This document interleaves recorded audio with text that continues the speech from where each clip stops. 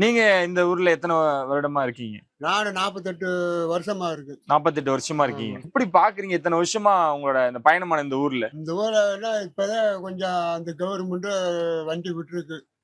இதுக்கு முன்னால நடந்து தான் போகணும். ம். மழை பெஞ்சுச்சுன்னா, இப்ப பாலம் போட்டதுனால நம்ம பாட்டு நனைஞ்சு கூட வந்துக்கிடலாம்.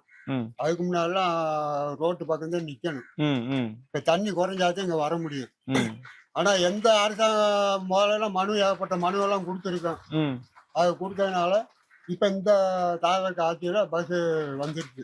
ஓகே. தாவைக்கு ஆட்சி வந்ததுமே பேருந்து ஆமா. விட்டுருக்காங்க. இந்த பள்ளிக்கூடத்து பிள்ளைகளுக்கு, நாங்க நடக்க முடியாத ஆளுகலாம் இங்கனே போய்க்கலாம், வந்துக்கிடலாம். பேருந்து எத்தனை பேருக்கு வசதியா இருக்கும்? குறிப்பா பள்ளி மாணவ, மாணவிகள் எப்படி நடந்த 3 கிலோமீட்டரும் இரவும் பகலும் நடந்து தான் போயிட்டு வந்துட்டு இருந்தாங்க. பள்ளிக்கூடத்து பிள்ளைகளுக்கு குறைஞ்சது ஒரு 30, 40 பிள்ளைகளுக்கு சிரமம் இல்லாம எந்த நேரம் வீட்டுக்கு வந்துடுறாங்கல்ல. ம். ம்.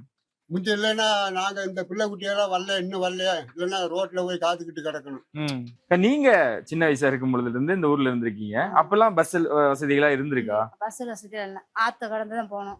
நடந்து தான் போவீங்க, நடந்து தான் வரீங்க. அங்கிட்டு இருந்து ஆத்த கடந்து போனோம். வண்டி பஸ் எதுவும் அங்கிட்ட மழை எதுவும் தண்ணி வந்துச்சுன்னா அங்கிட்டு அப்படியே நின்னுப்பீங்க. நிப்பாட்டிடுவாங்க. ஓ. செக் போஸ்ட் நிப்பாட்டி அங்கேயே படுக்க வச்சுட்டு அப்புறம் இவங்க தான் கயிறு கட்டி தான் கொண்டு போவாங்க.